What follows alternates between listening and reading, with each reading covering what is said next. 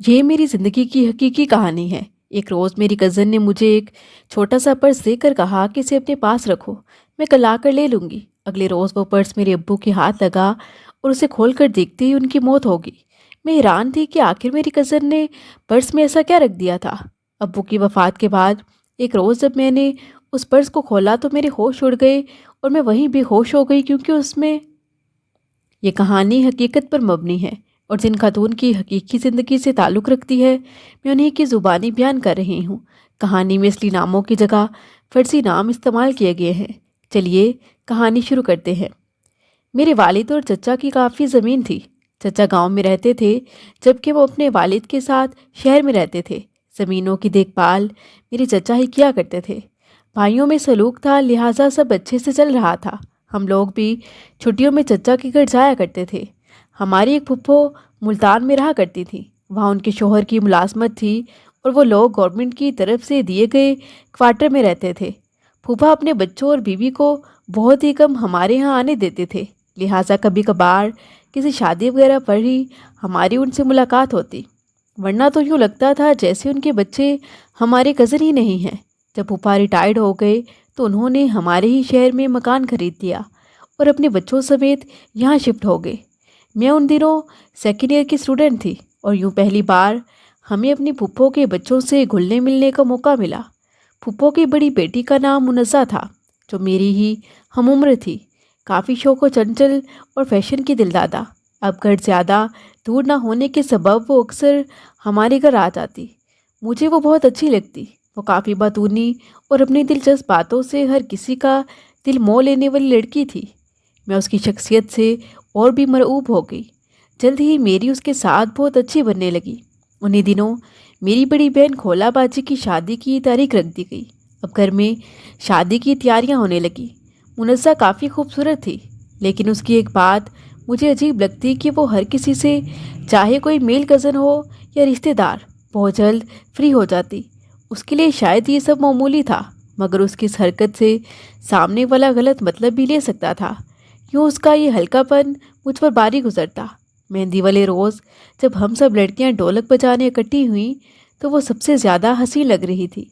सच कहूँ तो ऐसी पुरकशिश लड़कियां कम ही होती हैं कि जो दूसरी लड़कियों के झुरमट में नुमाया नज़र आती हैं। फवाद मेरा चचा ज़ाद था और मुझसे 4 बरस बड़ा था। शादी में जाहिर सी बात चचा लोग भी आए थे, लिहाजा वो भी मेहंदी के रोज़ मेरे भाई के साथ काम काज में मसरूफ़ था। वो एक तहम्मुल मिजाज और काफ़ी खामोश सा लड़का था। बहुत कम लड़कियों से बात करता, लेकिन मुनज़्ज़ा जैसी बातों के फनकारा से ना बच सका। मेरा भाई तो चूंकि उससे छोटा था, वो उसके साथ फवाद को भी बार बार मुखातिब करती। यूँ चंद रोज़ में ही उसे भी अपने साथ बेतकल्लुफ़ कर लिया। वलीमे का फंक्शन चूंकि 2 दिन बाद था और मेहमान हमारे घर ही मौजूद थे। अगले रोज़ हमने आप ही के ससुराल वलीमे के लिए जाना था, लिहाजा मैं रात को अपने अम्मी अब्बू और भाई के कपड़े इस्त्री कर रही थी जब वो मेरे पास आई और कहने लगी, देखा, तुम तो कहती थी कि फवाद तो बहुत ही खामोश तिबा है और वो किसी लड़की से ज़्यादा बातचीत नहीं करता। फिर वो कंधे अचकाते हुए कहने लगी, लेकिन अब मान जाओ मुझे कि वो मुझसे बातचीत करने लगा है, और देखो तो अब तो आते जाते उसकी नज़रें मुझे ही तलाश कर रही हैं। मैंने कहा, मोना, उसे तो बख्श दो, वो बहुत अच्छा लड़का है। अब उसके बारे में कोई ऐसी वैसी बात ना करना।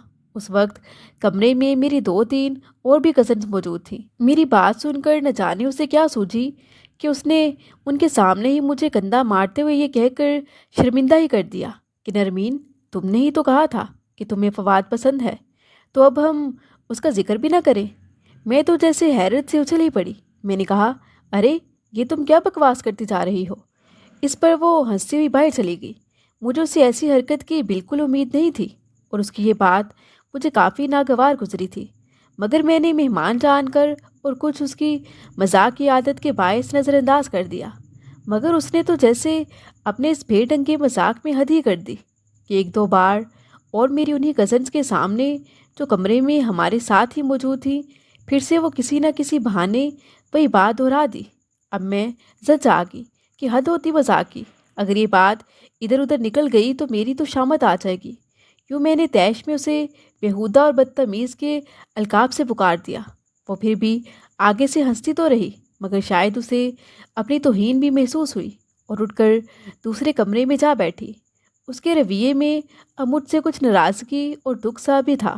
تبھی ایک بدمزگی سی پیدا ہوگی، جبکہ مجھے بھی اس کی کمپنی میں واقعی مزہ تو آتا تھا۔ مجھے احساس ہوا کہ مجھے اسے اس طرح نہیں کہنا چاہیے تھا۔ اگر میں تحمل سے کام لیتی تو یہ ناخوشگوار واقعہ پیش نہ آتا۔ میں نے اس سے معافی مانگی تو وہ ہنسنے لگی، پھر کہنے لگی جاؤ معاف کیا، اور میرے گلے سے لگ گئی۔ وہ کہنے لگی مجھے کچھ برا تو لگا تھا، لیکن میں تم سے ناراض بالکل نہیں تھی، بس دکھ سا ہوا تھا۔ شادی کی تقریب ختم ہوگی، سب مہمان چلے گئے اور یہ واقعہ بھی قصہ پرینہ ہو گیا۔ ایف اے کے پیپرز کے بعد میں گھر میں بیٹھ گئی۔ رزلٹ کا انتظار تھا اور ان دنوں گھر میں سخت بوریت ہوتی۔ میرا چھوٹا بھائی چھٹیوں میں گاؤں چلا جاتا تھا اور اس بار بھی اسے گاؤں گئے ہفتہ ہو چکا تھا۔ ایک روز جب کہ امی پڑوس میں گئی ہوئی تھی، ہمارے دروازے پر دستک ہوئی۔ میں نے ہی دروازہ کھولا اور یہ فواد تھا جو گاؤں سے آیا تھا۔ میں سوچنے لگی آخر خیریت تو ہے کہ یہاں، کیونکہ میرے بھائی تو ان کے یہاں گئے ہوئے تھے۔ پھر سوچا شاید ابو سے کوئی کام ہو اور اسی لیے آیا ہو۔ میں نے اسے کمرے میں بٹھایا اور خود چائے بنانے چلی گئی۔ اتنی دیر میں امی بھی آ گئی۔ جب میں نے چائے کی ٹرے لا کر سامنے رکھی تو اچانک پھپھو اور منزہ بھی آ گئی۔ وہ آج تقریباً کوئی مہینے بعد ہمارے گھر آئی تھیں۔ میں سوچ کر حیران تھی کہ کیا ان کو بھی آج کے دن ہی آنا تھا۔ دعا سلام کے بعد پھپھو میری امی کے ساتھ ڈرائنگ روم دیکھنے چلی گئی کہ جہاں ہم نے نئے وال پیپرز اور صوفے اور کچھ دوسرا سامان لگوایا تھا۔ میں دوبارہ چائے بنانے کچن میں جا گھسی۔ ایک بار واپس پلٹی تو منزہ اور فواد آپس میں باتیں کر رہے تھے۔ یہ منظر دیکھ کر میں واپس کچن میں لوٹ آئی۔ فواد کچھ گمسم تھا لیکن زیادہ منزہ ہی بول رہی تھی۔ میں چائے رکھنے سے پہلے پانی کا جگ رکھنے آئی تو تبھی میں نے سوال کیا آج آپ سب اکٹھے کیسے آ گئے؟ حیرت کی بات ہے۔ منزہ کہنے لگی حیرت کیوں جناب، اتفاق بھی تو ہو سکتا ہے۔ میں نے کہا ہاں اتفاق ہی ہوگا۔ اسی وقت امی اور پھپھو بھی آ گئی۔ میں نے چائے رکھی تو امی نے مجھے مہمانوں کے لیے کھانا بنانے کا حکم دے دیا۔ یوں میں ان سب کو باتیں کرتا چھوڑ کر کچن میں کھانا بنانے چلی آئی۔ لیکن میرا ماتھا ٹھنک گیا کہ فواد اور منزہ میں رابطہ ہو گیا ہے، چونکہ وہ سب ایک ہی دن آئے ہیں۔ اور دوسرا یہ کہ جب میری والدہ نے فواد سے پوچھا تھا کہ خیریت سے آئے تو اس نے یہی کہا تھا کہ ویسے ہی میں ادھر شہر ایک کام آیا تھا تو سوچا آپ لوگوں سے ملتا جاؤں۔ اس کے 3 روز بعد میرا چھوٹا بھائی اور چچا ہمارے گھر آئے۔ چچا امی سے کہنے لگے کہ آپ لوگ بھی گاؤں چلیں، مجھے تم لوگوں کی چچی نے خاص طور پر بھیجا ہے کہ بھابھی اور نرمین کو بھی گاؤں لے آؤ، وہ بھی کچھ دن یہاں گزار لیں گی۔ یعنی یہ چچا اور چچی کی خواہش تھی کہ ہم لوگ بھی گاؤں چلیں۔ میری امی نے معذرت کر لی کہ گھر میں ابو کو کوئی کھانا بنا کر دینے والا بھی ہونا ضروری تھا۔ انہوں نے مجھ سے کہا کہ تم اپنے چچا کے ساتھ چلی جاؤ۔ بتاتی چلوں کہ میری والدہ شہر ہی کی پروردہ تھی۔ میرے والد صاحب نے ان سے پسند کی شادی کی تھی اور شادی کے بعد ہی سے شہر میں آ بسے تھے، جبکہ ہمارا بھائی گھر گاؤں میں ہی تھا۔ ہم بہن بھائی اب بھی اپنے رشتہ داروں سے ملنے کبھی کبھار وہاں جایا کرتے تھے، مگر میری امی کم ہی جاتی تھی۔ جب ہم گاؤں پہنچے تو چچی نے گرم جوشی سے ہمارا استقبال کیا۔ وہ مجھے دیکھ کر بہت خوش ہوئی۔ بتاتی چلوں کہ میرے چچا کا درینہ ارادہ تھا کہ مجھے بہو بنا لے۔ اس امر کا اظہار وہ میرے والد صاحب سے بھی کر چکے تھے۔ میرے والد کو بھی کوئی اعتراض نہ تھا، لہٰذا دونوں بھائیوں میں یہ طے ہو چکا تھا کہ بڑے ہونے کے بعد ہماری شادی کر دیں گے۔ یوں سمجھیے کہ ہمارے بڑوں میں میرے اور فواد کے رشتے کی ہمارے بچپن سے ہی بات چل رہی تھی، اور 3-4 سالوں سے تو دونوں بھائیوں میں باقاعدہ بات طے بھی ہو چکی تھی۔ میں بھی چونکہ کئی بار یہ بات سن چکی تھی، اسی وجہ سے مجھے منزہ کا بار بار فواد کا ذکر کرنا یا اس سے گلنا ملنا اچھا نہیں لگتا تھا کہ وہ مستقبل میں میرا ہونے والا جیون ساتھی تھا۔ اس بار جب گاؤں میں میرا فواد سے سامنا ہوا تو اس نے مجھ سے سلام تک نہ کیا، بلکہ ہمارے ان کے گھر بیٹھ کر پانی پیتے سمے ہی وہ گھر سے باہر چلا گیا اور شام کو گھر لوٹا۔ اس کے بعد بھی اس نے میری جانب کوئی توجہ نہ دی، کہ جیسے اسے میرا ان کے گھر آنے سے کوئی فرق ہی نہیں پڑتا تھا۔ فواد کے رویے نے میرا دل زخمی کر دیا، لیکن صبر کیا کہ اور کیا کرتی۔ وہ پہلے بھی مجھ سے زیادہ باتیں تو نہیں کرتا تھا، مگر تھوڑی بہت گفتگو تو ہو ہی جاتی تھی۔ مگر اس بار اخلاق کے تمام تقاضے بھلائی طاق رکھ کر اس نے کچھ اس طرح مجھے نظر انداز کیا کہ جیسے میری ذات کوئی اہمیت ہی نہ رکھتی ہو، جبکہ مہمانداری کا تقاضا یہ تھا، اور نہیں تو کم از کم وہ میری اور گھر والوں کی خیریت تو دریافت کرتا۔ جب وہ ہمارے گھر آتا تھا تو میں ہمیشہ چائے، لوازمات اور کھانے سے اس کی تواضع کرتی تھی۔ رات اس کے سرد رویے پر میری آنکھوں میں آنسو بھر آئے اور میں نے اپنی سخت اہانت محسوس کی۔ 4 روز گزر گئے مگر وہ ویسا ہی تھا۔ اب میرا دل گاؤں میں نہ لگا، مجھے وہاں اس کی نظروں میں اپنی اہانت محسوس ہوتی۔ میں اپنی ان ہم جولیوں سے بھی نہ ملی کہ جن کے ساتھ بچپن میں کھیتوں کی سیر کو جایا کرتی تھی۔ سمجھ تو گئی تھی کہ وہ کسی اور کی زلف کا اسیر ہو چکا ہے اور وہ منزہ تھی۔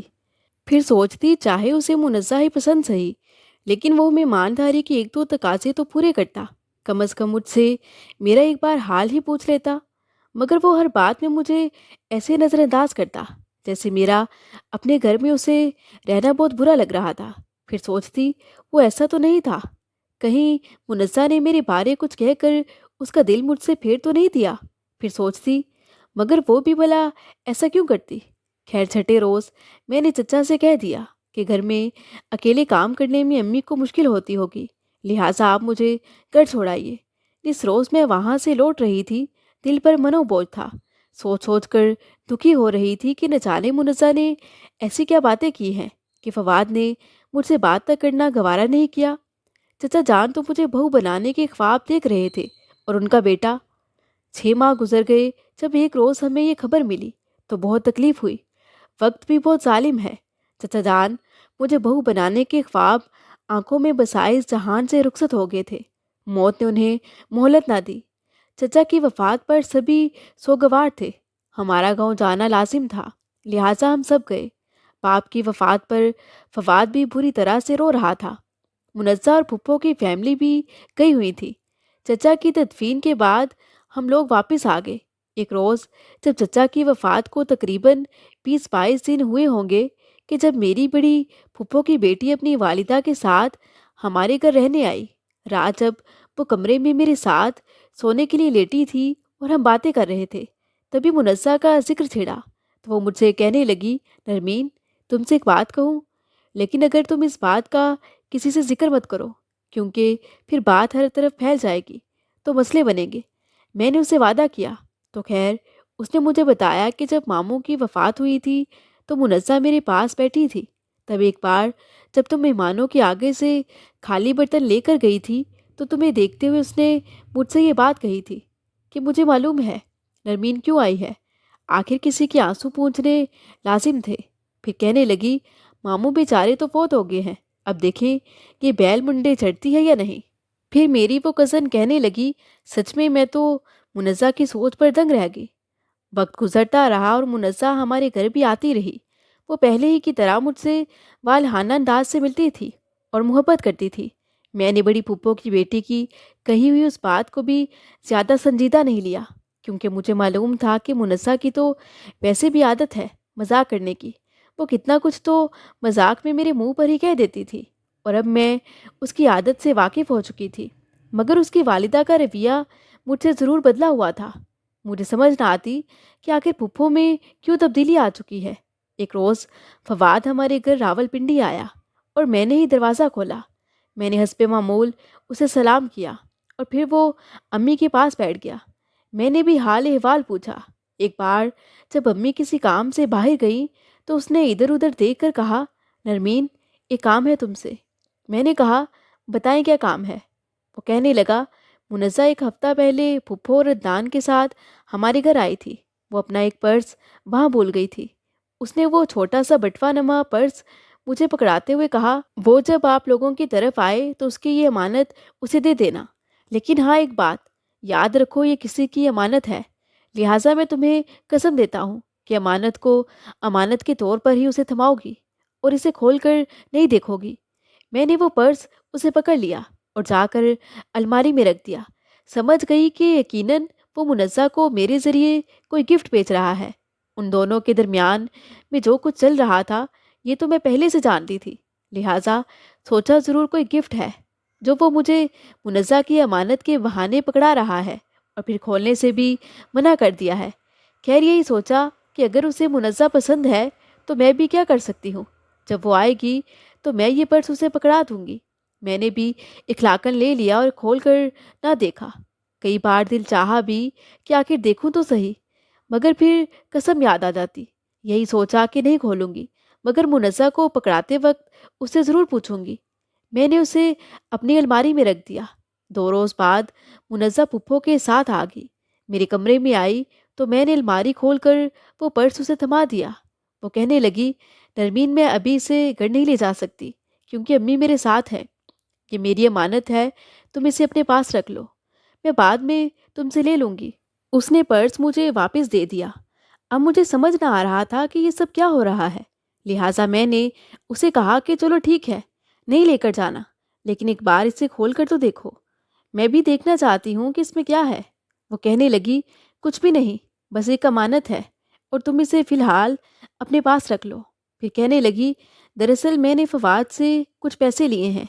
मैंने अपनी दोस्त की शादी के लिए कुछ चीज़ें लेनी थी जो महंगी हैं, और अम्मी तो मुझे लेकर न देती। लिहाजा मैंने फवाद से 20,000 लिए थे, और तभी वो तुम्हें कहकर गया है कि इसे खोलना मत, क्योंकि मैंने ही उसे मना किया था। अगर ये पैसे अब मैं अम्मी के साथ घर लेकर जाऊंगी तो उन्हें शक हो जाएगा और वो मेरी शामत ले आएंगी। लिहाजा तुम फिलहाल ये पर्स अपने पास ही रख लो। मैं अलमारी में रखने लगी तो वो कहने लगी, यहाँ मत रखो, मेरे सामने अपनी अलमारी की सेफ में रखो। उसके कहने पर मैंने सेफ में रख कर उसे ला कर दिया। उसके बाद वो मुझसे बातें करने लगी। जब वो चली गई तो मैं भी अपने कामों में मशगूल हो गई। मैं सोचने लगी, मुनज़्ज़ा किस कदर तराह लड़की है कि उसने फवाद से पैसे तक ले लिए। इस वाक़े को एक हफ़्ता बीत गया और मैंने कोई ख़ास तवज्जो ही ना दी कि उसका पर्स मेरे पास है, क्योंकि अपनी तरफ से मैं जान तो चुकी थी कि उसमें क्या है। उन्हीं दिनों मेरे अब्बू गांव गए ताकि ज़मीनों का हिसाब किताब देख ले, क्योंकि चचा के बाद ज़मीनों की ज़्यादा देखभाल करने वाला तो कोई था नहीं। इसलिए वो चाहते थे कि वो अपने हिस्से की ज़मीन फ़रोख्त करके शहर में ही अपने कारोबार को मज़ीद बढ़ा लें, और साथ ही चच्ची से मेरी और फवाद की शादी पर भी बात करें। तभी मेरी फुप्पो, जो कि मुनज़्ज़ा की वालिदा थी, वो भी वहाँ पहुँच गई और ज़मीन के बंटवारे पर वहाँ अब्बू से झगड़ा करने लगी। फुप्पो का कहना था कि ज़मीनों की देखभाल तो छोटा भाई करता रहा है, तुम तो अरसाए दराज से अपनी बीवी को लेकर शहर में बैठे हुए थे, लिहाजा जो ज़्यादा पैदावार वाली ज़मीनें हैं वो छोटे चचा का हिस्सा होंगी। जबकि चचा तो अपनी ज़िंदगी में ही भाई और दूसरे रिश्तेदारों से बंटवारे की सही तकसीम की बात करते आए थे। बस उसी बात पर दोनों बहन भाइयों में झगड़ा पड़ा। खानदान वालों ने बहन और भाई में सुलह कराने की कोशिश की, मगर फूफी ना मानी। मेरे वालिद अफसुर्दा घर लौट आए। यहाँ आकर उन्होंने अगले रोज़ अब्बू से माफ़ी मांग ली। मेरे अब्बू को गांव से आए हफ्ता हुआ था कि अचानक एक रोज़ दोनों फूफुएं मुनज़्ज़ा और फवाद इकट्ठे हमारे घर आ गए। यकीनन वो दूसरी फूफो को मजबूर करके लाई थी, जबकि वो मेरे अब्बू से बहुत प्यार करती थी। यूं उन सबका यूं इकट्ठे आना भी अचंभे की बात थी। अम्मी की हिदायत पर मैं किचन में खाना बनाने लगी। ज़रा देर बाद कमरे से तेज़ तेज़ आवाज़ें आने लगी, जैसे झगड़ा हो रहा हो। मेरा दिल धड़कने लगा। किसी का भी मूड अच्छा नहीं लग रहा था। आज मुनज़्ज़ा की निगाहों में चीते ऐसी लपक थी जैसे वो मुझे अपना दुश्मन जानती हो। मुझे कुछ समझ ना आ रही थी कि क्या हो रहा है। जूं ही मैं चाय की ट्रे लेकर कमरे में दाखिल हुई, कानों में फुप्पो का ये जुमला पड़ा, ऐसी लड़की से फवाद कैसे शादी कर सकता है। कमरे की फिजा इस कदर बोझल थी कि मैंने फौरन खतरे की बू सूंघ ली। मेरे अब्बू गुस्से में कह रहे थे, तुम लोग क्या अजीब बातें कर रहे हो मेरी बेटी के बारे में। नरमीन ऐसी बिल्कुल नहीं है। मैंने पर्दे की ओर से देखा तो अब्बू बहुत परेशान दिखाई दे रहे थे। इतना तो मैं बातों से समझ गई कि फूफो मेरा रिश्ता फवाद से तुड़वा कर अपनी बेटी को उसे ब्याहना चाहती हैं। फूफो को जायदाद का लालच था। वो जो गांव में झगड़ा कर रही थी कि छोटे भाई को ज़्यादा ज़मीन मिलनी चाहिए, उसकी वजह भी यही थी कि वो फवाद से अपनी बेटी की शादी का मंसूबा बना चुकी थी। उनकी बेटी का रिश्ता हमारे घर तो हो नहीं सकता था, क्योंकि मेरा भाई मुनज़्ज़ा से छोटा था। लिहाजा वो बेटी का रिश्ता फवाद से करने की ठान चुकी थी। तभी वो झगड़ा कर रही थी कि छोटे भाई को अच्छी पैदावार वाली ज़मीन आए, ताकि इस तरह वो फवाद और चच्ची की भी खैरख्वाह साबित हो जाए। और दूसरा ये कि ज़ाहिर सी बात है, चचा की सारी ज़मीन तो फवाद को ही मिलनी थी कि वो उनका अकलौता बेटा था। और इस सब की समझ पहले तक किसी को ना थी और मुझे भी अब आई थी। मेरे अब्बू गुस्से से सर झुकाए बैठे थे। उन्हें भी समझ में ना आ रहा था कि ये सब क्या हो रहा है, और मेरे तो वहमो गुमान में भी ना था। तभी मुझे गुमान हुआ, हो सकता है ये रिश्तों का मसला ना हो, बल्कि जायदाद का लालच हो। जायदाद की तकसीम भी तो रिश्तेदारों की वजह से होती है। ज़मीन की तकसीम पर फूफी वालों का अचानक झगड़ा खड़ा करना और फिर हमारे घर आ जाना, ये सब कुछ बेमायनी ना था। इसके पीछे कोई ख़ास मकसद था, मगर कौन सा मकसद? अभी मेरा जहन इस गुत्थी को नहीं सुलझा पाया था। इतने में मेरी अम्मी बाहर आई और मुझसे कहने लगी, नरमीन, तुम्हारे अब्बू बुला रहे हैं। मैं अंदर गई तो अब्बू ने मुझे सामने सोफे पर बैठने को कहा। अब्बू फूफो से कहने लगे, सबसे पहले तो ये कि मुझे अपनी बेटी पर यकीन है, लेकिन तुम लोग ये जो मुद्दा लेकर मेरे पास आए हो, यहाँ तक कि खुद फवाद भी, तो मैं तुम लोगों की यकीन दहानी के लिए ऐसा कर लेता हूँ। वाली साहिब ने मुझसे सवाल किया, क्या तुम फवाद को खत लिखती रही हो? ये सुनकर हैरत से मेरे पैरों तले से ज़मीन निकल गई। मैंने कहा, नहीं अब्बू, मैंने तो कभी फवाद को खत नहीं लिखा। फवाद आपके सामने है, पूछ ले इससे। इतने में मेरी अम्मी भी बोलने लग पड़ी और पुप्पो के साथ उनका अपना झगड़ा शुरू हो गया कि जो फैमिलीज में होता है। पुप्पो कहने लगी, ये लिखती रही है फवाद को खत, झूठ बोल रही है। अब इतनी भी बोली ना बनो, क्या अच्छी बेटियां ऐसी होती हैं? सभी गांव वाले थू थू करेंगे अगर बात निकल गई तो। मैं फिर भी कुछ ना समझी तो पुप्पो ने मुनज़्ज़ा से कहा, तुम बताओ ना। मुझे लगा वो मेरी दोस्त है, कज़न है, तो मेरे बारे गलत बयानी नहीं करेगी। मगर मेरी उम्मीद का मुजस्मा अगले लम्हे मुंह के बल गिर गया कि जो खुद पस्सियों में गिरी थी, मुझे क्या सहारा देती। वो मेरे अब्बू से कहने लगी, मामू जी, इसने खुद सब लड़कियों के सामने बाजी खोला कि मेहंदी वाले दिन कहा था कि फवाद मुझे बहुत पसंद है और मेरा मंगेतर भी है। अब ये मुकर जाए तो फवाद से पूछ लें। मेरी अम्मी को मुनज़्ज़ा पर बेख्तियार गुस्सा आया और उसे उठकर बाजू से पकड़कर कहने लगी, बंद करो अपनी बकवास मेरी बेटी के बारे में। तुम खुद होगी ऐसी, और अपने घर जाकर ये तमाशा लगाओ तुम लोग। यहाँ आकर अजीब ही मसले खोल लिए हैं तुम लोगों ने। अब की बार अब्बू ने फवाद से पूछा कि जो सर झुकाए बैठा था। वो धीरे से बोला, मामू जी, नरमीन गांव छुट्टियों में हमारे घर ज़रूर आती थी, मगर नरमीन से मैंने कभी शादी का कोई वादा नहीं किया था। ये अजीबो गरीब सी बातें मेरे अब्बू के सामने सब कर रहे थे कि जो खुद मेरी समझ में भी नहीं आ रही थी। अब की बार बड़ी फूफो मुझसे प्यार से पूछने लगी, नरमीन बेटी, क्या तुम फवाद को खत लिखा करती थी? मेरे जवाब देने से पहले ही फवाद ने जवाब दिया कि हाँ फूफो, मगर मैं नरमीन के खतूत का जवाब नहीं दिया करता था और फाड़ दिया करता था ताकि इसकी बदनामी ना हो। ये नादान सही, मैं तो नहीं हूँ। ये कहकर वो हमारे घर से चला गया। उसके जाने के बाद एक बार फिर मुन्नसा फुर्ती से मेरे वालिद से कहने लगी, मामू जी, सच कहूँ तो नरमीन को फवाद भी खत लिखता था और नरमीन उसके खत अपनी अलमारी में रखती थी। इसने खुद मुझे बताया था। मेरे सामने एक बार उसने फवाद का खत अपनी अलमारी की सेफ में रखा था। मैंने भी भड़क कर कहा, वो मेरा नहीं तुम्हारा होगा, तुम्हारी अमानत थी वो तो, अभी लाकर दिखाती हूँ। मुनज़्ज़ा मुझसे कहने लगी, चलो ठीक है, निकाल कर दिखाओ वो पर्स। फूफो और मुनज़्ज़ा मेरे साथ आई और मुझसे वो पर्स निकलवाया और फिर जाकर मेरे अब्बू को दे दिया। उस वक्त तो मेरी भी वहमो गुमान में ना था कि ऐसी साजिश होगी मेरे खिलाफ। जोशी जज्बात में मैंने अब्बू से कहा कि ये मुनज़्ज़ा का पर्स है, इसने मुझसे रखवाया था। उन्होंने पर्स खोला तो उसमें से कोई पैसे नहीं बल्कि एक खत निकला। वो खत निकाल कर पढ़ने लगे। जूं जूं पढ़ते जाते थे उनके चेहरे का रंग बदलता जा रहा था। फिर अचानक उनकी तबीयत खराब हो गई और वो ढेर हो गए। अम्मी और फूफो उनको संभालने लगी और खत उनके हाथ से फर्श पर गिर चुका था। मैंने उसे उठा लिया। घर में इस कदर अफरा तफरी थी कि मैंने उसे कमरे में जाकर तकिए के नीचे रखा कि बाद में पढ़ती हूँ कि आखिर ऐसा क्या था। कोई एम्बुलेंस को बुलाने की बात कर रहा था और कोई कुछ। हमारा हमसाया लड़का भाग कर गया और करीबी क्लिनिक से डॉक्टर को बुला लाया। मैंने खत पढ़ना चाहा कि आखिर उसमें ऐसी क्या बात लिखी थी कि जिसको वालिद सह ना सके और उनकी तबीयत खराब हो गई। अभी मैं खत पढ़ने लगी थी कि अम्मी और पुप्पो के रोने की आवाज़ें आने लगी। میں خط دوبارہ سیف میں ڈال کر دوڑی ہوئی والد کے کمرے کی طرف بھاگی۔ جو منظر دیکھا اسے دیکھ کر پیروں تلے سے زمین نکل گئی۔ ڈاکٹر نے بتا دیا تھا کہ انہیں ہسپتال لے کر جانے کی ضرورت نہیں، کیونکہ ان کی روح قفس عنصری سے پرواز کر چکی تھی۔ وہ اس جہان سے چلے گئے تھے۔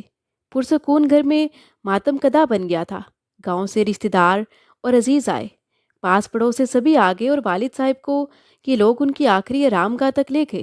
یہ سب آنن فانن ہو گیا۔ مجھے کوئی ہوش نہ تھا کہ یہ سب کیا ہوا۔ تیسرے روز میں نے اس خط کو نکالا کہ پڑھوں تو صحیح کہ آخر ایسا کیا تھا کہ جو میرے والد کی جان چلے گی، مگر میں حیرت زدہ رہ گئی۔ خط میرے نام لکھا گیا تھا اور اس میں ایسی باتیں درج تھیں کہ کوئی غیرت مند باپ اپنی بیٹی کے بارے میں برداشت نہیں کر سکتا۔ لکھنے والے نے ہدایت کی تھی کہ جس گناہ کا بوجھ مجھ پر ڈالنا چاہتی ہو وہ میرا نہیں ہے، جس کا ہے اسی سے مدد لو، وہی تمہیں ذلت سے بچا سکتا ہے۔ درد تھا کہ اگر شادی سے قبل ماں بننے کا خطرہ ہے تو جان دینے کی کیا ضرورت ہے؟ کورٹ میرج کر لو۔ قرض کیا لکھوں؟ حیا مانے ہے، آگے میں لکھ نہیں سکتی، ورنہ اس تحریر کی خرافات میرے تن سے روح نکالنے کو کافی تھی۔ خط میں ان ملاقاتوں کا ذکر تھا کہ جو میں نے کبھی کسی سے کی ہی نہ تھی۔ بس کیا کہوں، خط کیا تھا؟ ایک قیامت تھا۔ نہیں معلوم یہ خط فواد نے لکھا تھا یا منزہ نے خود کسی سے لکھوا کر فواد کو دیا تھا کہ جا کر میرے حوالے کر دے، اور اس نے بنا سوچے سمجھے اس کے کہنے کی تکمیل کر دی تھی۔ اف کتنے گھٹیا تھے میرے رشتہ دار کہ میں سوچ بھی نہ سکتی تھی۔ مجھے منزہ سے زیادہ فواد کا افسوس تھا، جس کو میں ایک اچھا انسان سمجھتی تھی۔ اے کاش اس روز وہ پرس میں منزہ کی امانت سمجھ کر نہ لیتی، یا کم از کم منزہ کے جھوٹ بتانے پر اسے ایک بار کھول کر ہی دیکھ لیتی کہ اس میں ہے کیا۔ اب میں صرف پچھتاتی اور ساتھ اپنی عقل کو کوستی تھی کہ میں کتنی بے وقوف تھی کہ وہ پرس اتنے روز تک میری سیف میں پڑا رہا اور میں نے اسے کھولا تک نہ، یہی سمجھا کہ جو منزہ بتا کر گئی ہے کہ اس میں پیسے ہیں یہی سچ ہے۔ کاش میں ایک بار اسے کھول کر دیکھ لیتی تو میرے ابو وہ دھوکہ پڑھ کر جان سے نہ گزر جاتے۔ شاید یہی میری قسمت میں لکھا تھا کہ میری عقل پر پردہ پڑنا تھا اور یہ سب ہونا تھا۔ مجھے اپنوں کے دھوکے کا تو دکھ تھا، لیکن اس سے کہیں زیادہ مجھے اپنے باپ کی موت کا دکھ تھا۔ جب ابو کا تن مردہ سامنے پڑا تھا تو میں مجرم بنی دیوار سے لگی کھڑی تھی، جیسے کسی کو سانپ سونگھ گیا ہو۔ تب بھی میں نہ سمجھ سکی تھی کہ یہ لوگ کیوں آئے ہیں یہاں۔ ان کے آنے کا مقصد تو بعد میں کھلا۔ کئی دن تک گھر میں سوگ رہا۔ کیا بات ہوئی کسی نے نہ دہرائی۔ امی کو تو اپنی سدھ بدھ بھی نہ تھی، اور بھائی ہاسٹل میں تھا کہ جب یہ واقعہ ہوا تھا۔ رفتہ رفتہ والد صاحب کی وفات پر ہم سب کو صبر آتا گیا۔ والدہ البتہ بہت خاموش رہنے لگی تھی، میری پھپھو کو بد دعائیں دیتی۔ اب پھپھو بھی روتی تھی۔ شاید ان کا مقصد میرا رشتہ دڑوا کر اپنی بیٹی کا رشتہ حاصل کرنا تھا، لیکن وہ اپنے بھائی کی موت نہیں چاہتی تھی۔ لیکن کیا فائدہ ایسی بہن اور ایسی پھپھو کا کہ جو اپنے مقصد کے لیے کچھ بھی کرنے پر تیار ہو۔ اس واقعے کے بعد فواد 6 ماہ تک گھر سے غائب رہا۔ فواد تو منزہ کے زلف گرا کا ایسا اسیر ہو چکا تھا کہ دونوں نے مل کر میری راہوں میں کانٹے بچھانے کی یہ ہولناک منصوبہ بندی کی تھی، اور پھپھو کو بھی ہم نوا بنا لیا تھا۔ والد کی وفات پر یہی پھوپھی سینا کو بھی کر رہی تھی، اور میں سوچ رہی تھی کہ کتنے پتھر دل ہیں یہ لوگ جنہوں نے میری ماں کا سہاگ اجاڑ دیا، اور کاش ایسے اپنے نہ ہی ہوتے تو کتنا اچھا ہوتا۔